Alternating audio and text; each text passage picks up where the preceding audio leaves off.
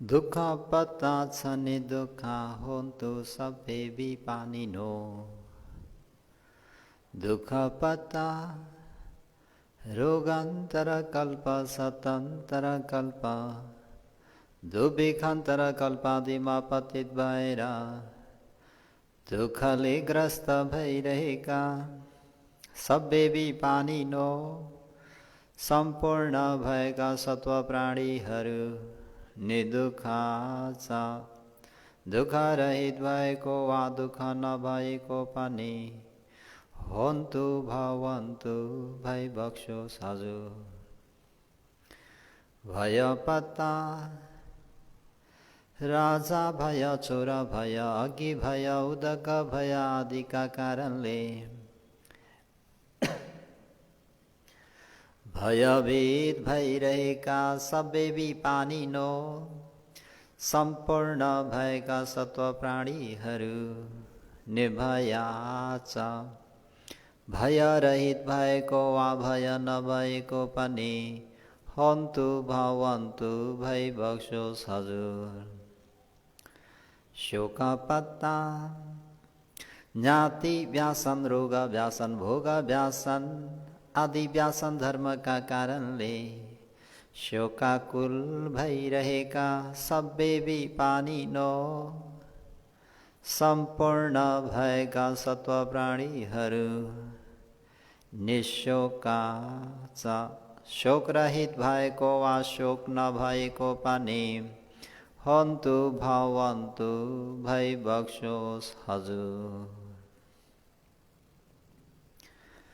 त्रिरत्नमा सादर वन्दना शासनका उपाध्याय आचार्यदेखि लिएर देखाउने सुनाउने सिकाउने सबै गुरुवरहरूलाई यो स्थानबाट नै शिष्यको सादर वन्दना उहाँहरूको आशीर्वादलाई शिरोधारण गरी सधर्म प्रेमी उपासकोपासिकाहरूमा दिनानुदिनको मङ्गलमयको शुभमैत्री कामना रत्नतय शरणानुभावेन त्रिरत्नको अनुभावले सबैको जय होस् मङ्गल होस् भलो होस् भन्ने मङ्गल मैत्रीलाई अगाडि राखी सधर्म प्रेमी उपासकोपासिकाहरूलाई आज पनि शुभ मानवको प्रश्न भगवान शास्ताको प्रत्युत्तर न दाता होती र दाता होती न दाता होती भन्ने व्यक्ति कायस भेद पर मरणं अपायं दुर्गतिं विनिपातं निरयं उपपज्जति र दाता होती भन्ने व्यक्ति चाहिँ कायस भेद पर मरण सुगतिं सगं लोकं उपपज्जति अन्य प्रसङ्गमा सधर्म प्रेमी उपासकोपासिकाहरू भगवान शास्ताले हे शुभ मानवक दाता होती हुने व्यक्तिहरू दानादि कुशल पुण्यले गर्दाखेरि सुगतिं सग्गलोकं उपपज्जति हुन्छन् भने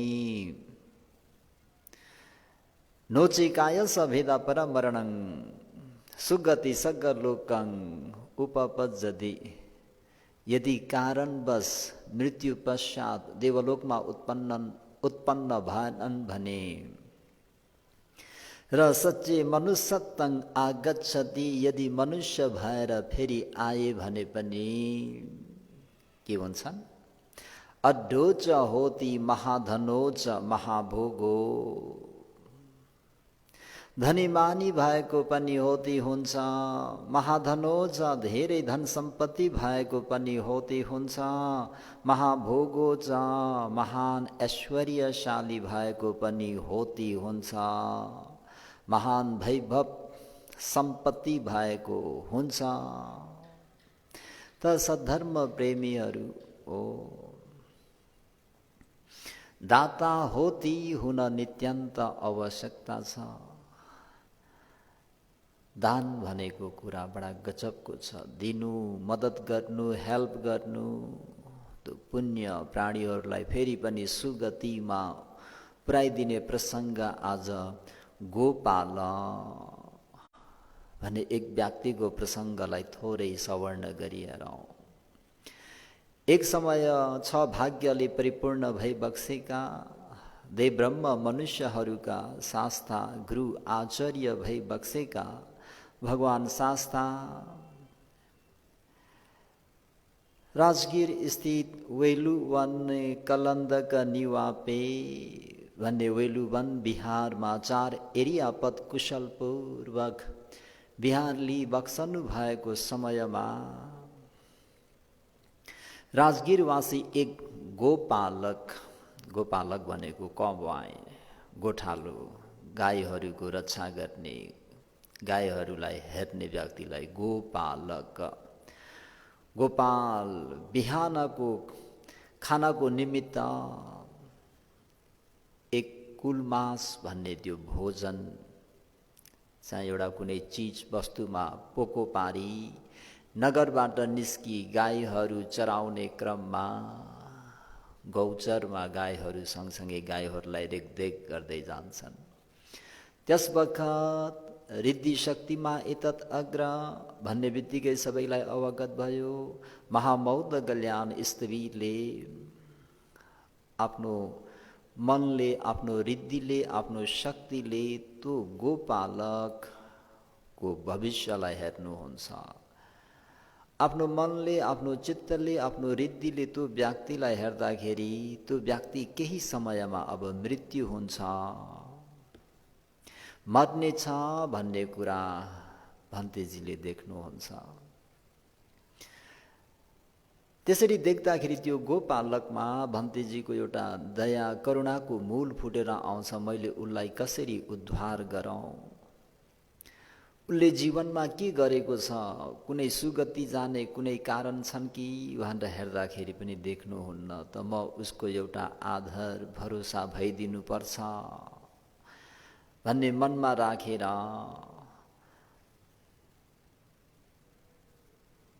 कसले? मौदगल्यान महास्तवीरले म त्यहाँ गएको खण्डमा मलाई त्यो कुलमास भात, त्यो पिण्ड, त्यो भोजन दिनेछन् कि छैनन्, उनमा श्रद्धा छ छैन भन्दाखेरि श्रद्धा छ र दान गर्नेछन् र त्यसैको प्रभावद्वारा उनी मृत्यु पश्चात तावतिंस देवलोकमा उत्पन्न हुनेछन् भन्ने कुरालाई पनि आफ्नो ज्ञानले, रिद्धि शक्तिले राम्ररी जानी बुझी स्त्री त्यो गोपालको छाउमा जानुहुन्छ। अनि उसले पनि भोजनको समय भएको देखेर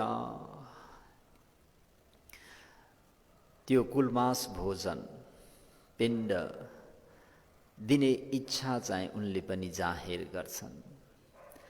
त्यसै बेलामा फेरि संयोग घटना के घट्छ त भन्दा सधर्म प्रेमी उपासकोपासिकाहरू हो। त्यस बेलामा मासको खेततिर गाईहरू पस्न लागेका थिए। हेर्नुहोस् है, यता दान गर्छु भनेको किन उनी त गोपालक, अर्काको गाईहरू रेखदेख गर्ने कबवाई हुन्।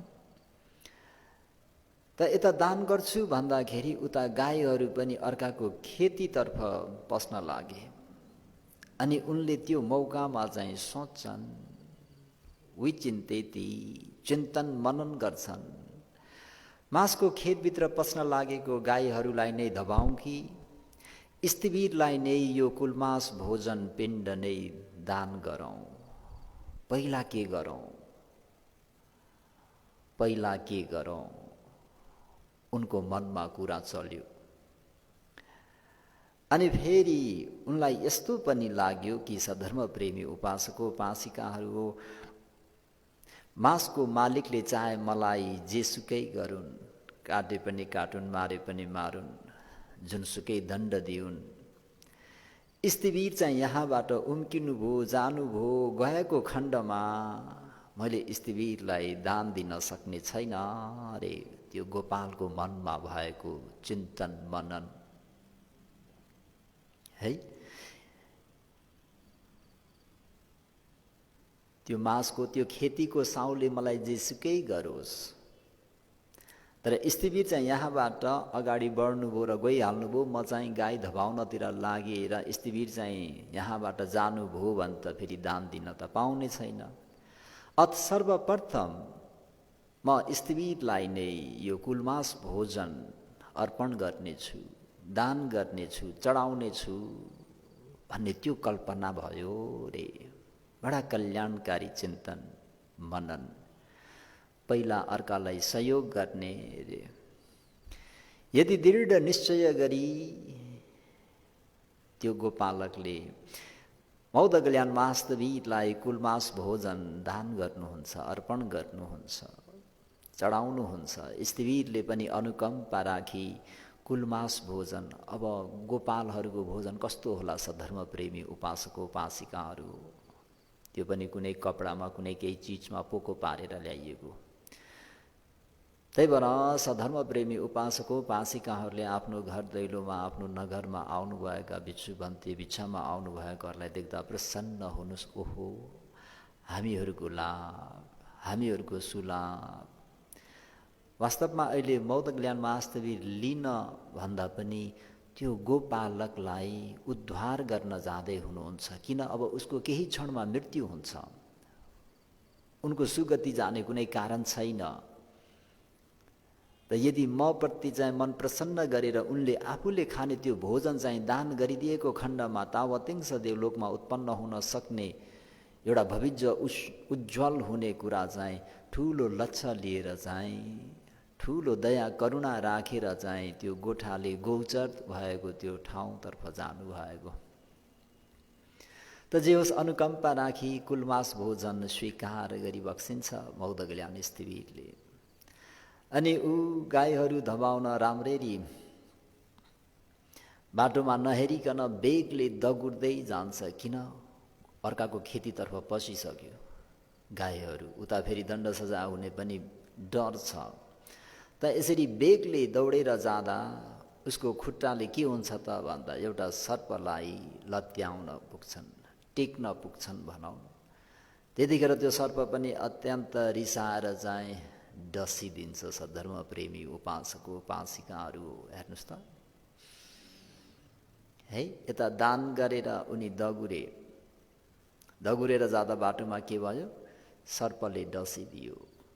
यदि दान नगरिकन पहिले दगुरेको भए त्यो सर्पले त डस्थ्यो नै,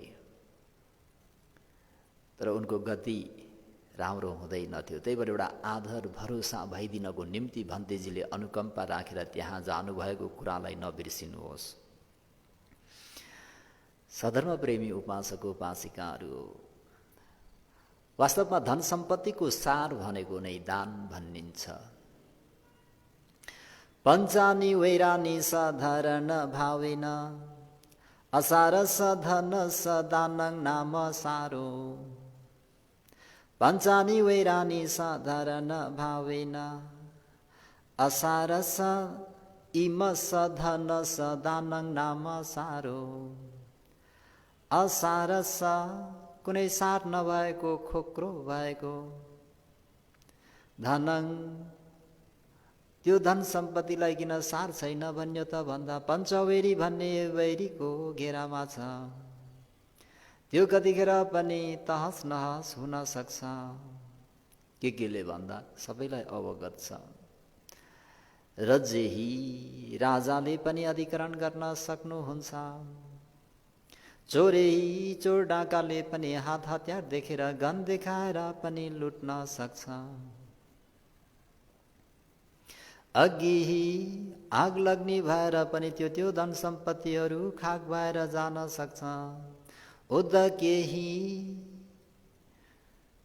बाढी आएर पनि, बाढीले बगाएर पनि, पहिरो गएर पनि त्यो धन सम्पत्तिहरू विनाश हुन सक्छ।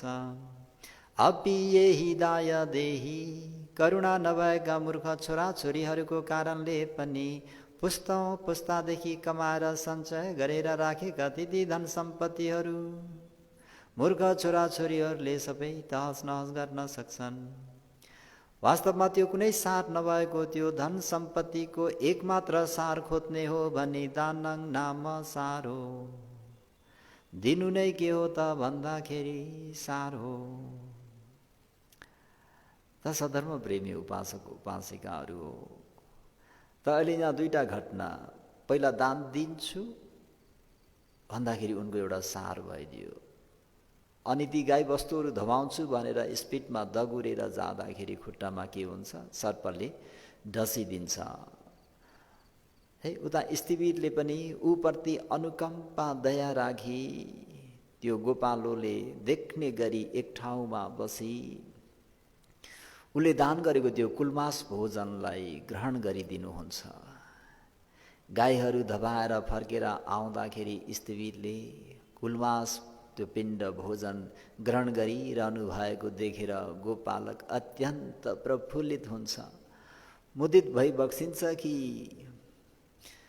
शाक्यमुनि भगवान गौतम सम्मा सम्बुद्धका अग्र श्रावक रिद्धिमा एतत् अग्र महास्तवीर मौद कल्याण महास्तवीर भन्तेज्यूले मैले दान गरेको भोजनलाई मिठो गरी सेवन गरिदिनु भयो। मनमा एकदमै गदगद हुन्छ, पीति सोमनस एक प्रकारको प्रफुल्लित हुन्छ, मन आनन्दित हुन्छ, गदगद हुन्छ, पीति सोमनस अनुभव गरेर बस्छन्।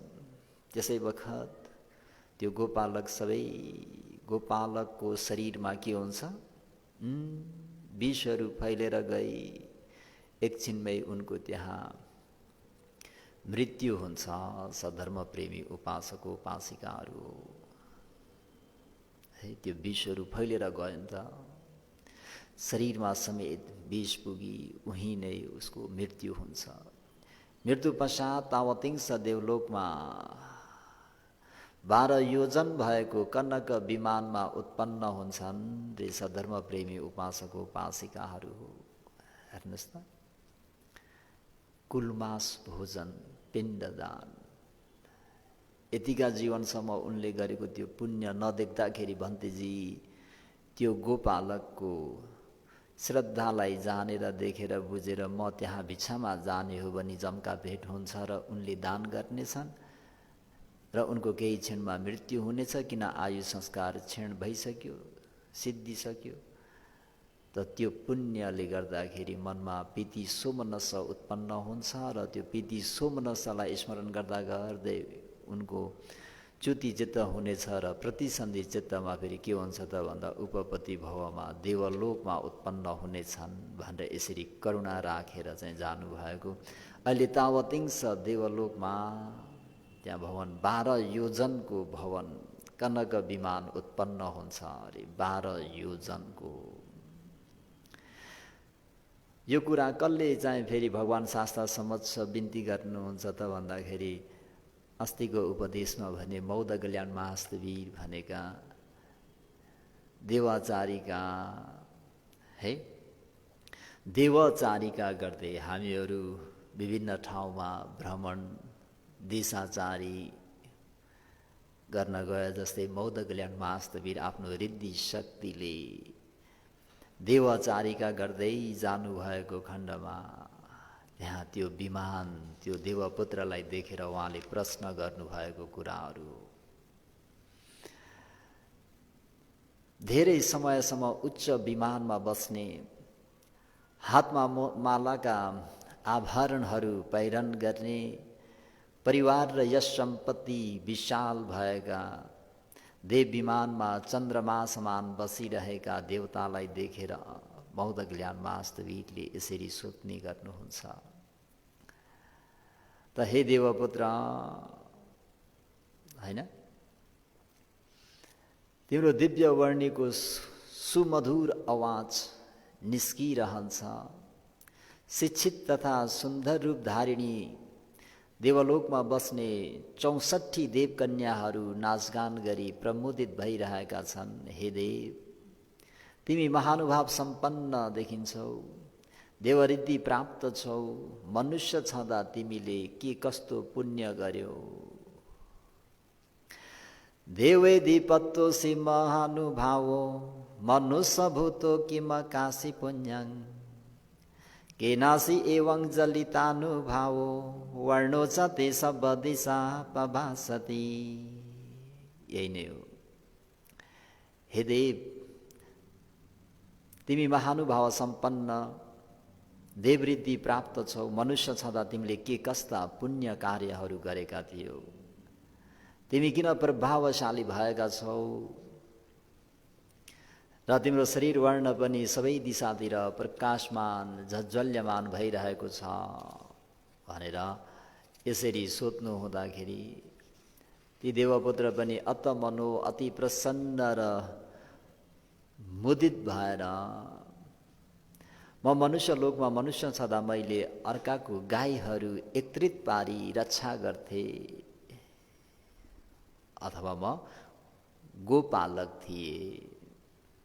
त्यस बखत म कहाँ एक बिच्छु एक श्रमण आएर त्यसै बखत गाईहरू पनि मांस खानको निम्ति खेतमा गए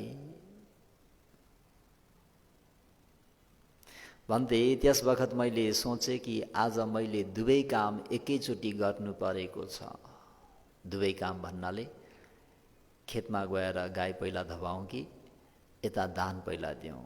अनि त्यस बखत ज्ञानपूर्वक विचार गर्दा दान नै पहिला दिनुपर्छ भन्ने मलाई त्यो चेतना जागेर आयो र मैले त्यो कुलमास पिण्ड दान गरिदिए। त्यस पश्चात गाईहरूले खेत मालिकको खेतबाट मांस खानुभन्दा अगावै नै म दौडेर खेतमा पुगे। दौडेर गएको मलाई विषालु सर्पले डसिदियो अनि म पीडित थिएँ र ती बिच्छु भन्तेजीले म माथि अनुकम्पा राखी आफैले त्यो पोको पारेर राखेको त्यो कुलमास भोजनलाई फुकालेर ग्रहण गर्नुभयो। म त्यहाँबाट अति मुदित भए कि भन्तेजीले म जस्तोले दान गरेको त्यो कुलमास पिण्ड पनि मिठो गरी सेवन गरिदिनु भयो। सोही एक कुशल कर्म मात्र मैले गरेको छु भन्थे। त्यसैको प्रभावद्वारा त्यसैको फलद्वारा यहाँ म सुखानुभव गरिरहेको छु। उनको जीवनको पुण्य भनेको एउटा मात्र भन्थे। तपाईले म माथि ठुलो अनुकम्पा राखी बक्स्यो, कृतज्ञतापूर्वक म तपाईलाई अभिवादन गर्दछु। भन्तेजीले त आफ्नो रिद्धिले नहेरेको हुँदाखेरि त्यही गोपालकबाट भएको भन्ने चाल पाउनु भएन। त त्यो गोपालकले चाहिँ आफ्नो त्यो कसरी म देवलोकमा यो श्री सम्पत्ति प्राप्त गरेर यसको सुखानुभव गरिरहेको छु भन्ने कुरा महास्तवीर मौदगल्यानकै कारणले भएको हुँदाखेरि मौदगल्यान महास्तवीरको श्रीचरणमा चाहिँ वन्दना गर्न चाहनुभयो। देवसहित मारलोकमा मलाई अनुकम्पा राख्ने मुनि तपाईँ बाहेक अरू कोही पनि छैन। म माथि अनुकम्पा दया राख्ने हजुर बाहेक अरू कोही पनि छैनन्। तपाईले मलाई ठुलो अनुकम्पा राख्नु भएको छ। कृतज्ञतापूर्वक म तपाईलाई अभिवादन गर्दछु। त्यो कुरा सुनेपछि मौदगल्यान महास्तवीरले उहाँलाई फेरि त्यही नै उपस्थित अन्य देवगणहरूलाई पनि स्वाउँदो उपयुक्त हुने उपदेश गरेर भगवान शास्ता समक्ष आएर त्यो घटनाहरूलाई सुनाउनुहुन्छ। भगवान शास्ताले पनि त्यहाँ उपस्थित परिषदहरूलाई धर्मलाभ हुने गरी यो उपदेश गरिदिनुहुन्छ।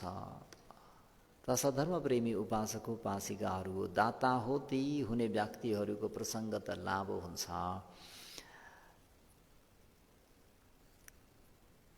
त भनेर पनि जतै पनि हेर्यो पुस्तकमा थोरै थोरै दान गरेर पनि सुगति गएकाहरू अनगन्ती छन्। नोचे मनुष्य नोचे कायस वेद प्रमणनं सुगति स्वर्गलोकम उपपज्जति। यदि मृत्यु पश्चात सुगति स्वर्गलोकमा पुगेनन् भने पनि र उनीहरू त्यो दान पुण्यले गर्दाखेरि मनुष्य लोकमा आउँछन् वा आए भने के हुन्छन् भन्दा धनी मानी हुन्छन् भन्ने प्रसङ्ग हाम्रै सारीपुत्र महास्तवीरका बुबाका साथीलाई हेरौँ। वंगन्त ब्राह्मणका मित्र महासेन ब्राह्मण। संयोगवश उनको धन सम्पत्तिहरू सिद्धियो। सारीपुत्र महास्तवीर भिक्षामा आउँदाखेरि दान दिने इच्छा छ तर दान दिने आहार छैन।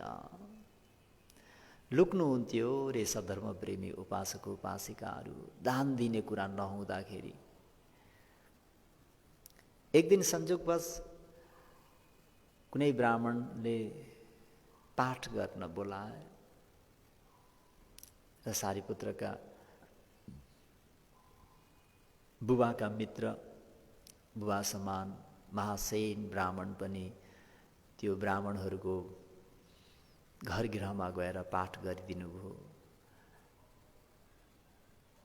र कार्यक्रमको अन्तमा उहाँलाई भोजन, खिर भोजन, वस्त्र आदि दान गर्नुभयो। त्यो पाउने बित्तिकै आज म सारीपुत्र भन्तेजी आइदिए हुन्थ्यो, म उहाँलाई दान गर्छु।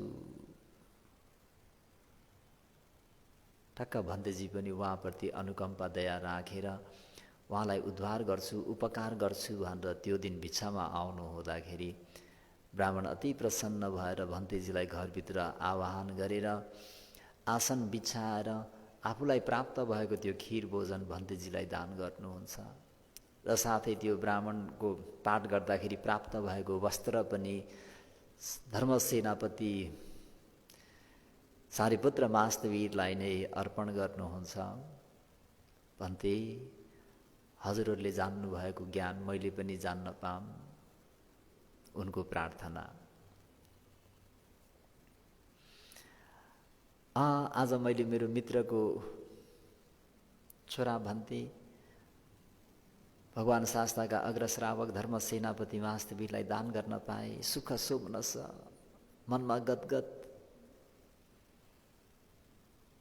यसरी नै दिनहरू बित्दै गए। एक दिन ती ब्राह्मणको मृत्यु हुन्छ। मृत्यु भएर उनी कहाँ आउँछन् त भन्दाखेरि सारीपुत्रका उपस्थापकको कुल घर गृहमा धनी महाजन्य साउनीको पेटमा गर्भवास लिन आउँछन्। हेर्नुहोस् त, दान पुण्य, दाता होतीको पुण्य। त्यो गर्भमा बालक आउने बित्तिकै गर्भमङ्गल सारीपुत्र महास्तवीर लगायत उहाँका 500 जना भिक्षु सङ्घहरूलाई बोलाएर भोजन दान कार्य सुरु भएको। हुँदाहुँदै बालकको जन्म भयो।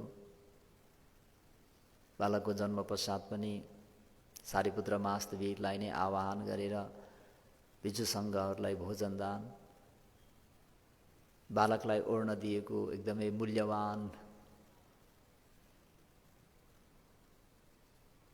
वस्त्रहरू, कम्बलहरू त्यो बालकले फेरि सारीपुत्र महास्तवीरलाई दान गर्छन्। 7 वर्षको उमेरमा उनी सारीपुत्र महास्तवीरका शिष्य श्रामणेर धारण गर्छन्। उनले चिवर लगाउँदाखेरि बिहारमा उनका अभिभावकहरूले 7 दिनसम्म महान दान गर्छन्। अनि त्यहाँबाट एक दिन भन्तेजीहरू यस्तै मङ्सिर पुसमाघको चिसोमा आगो तापेर बसिरहेको देखेर भन्तेजी के गर्नुभएको हजुरहरूले?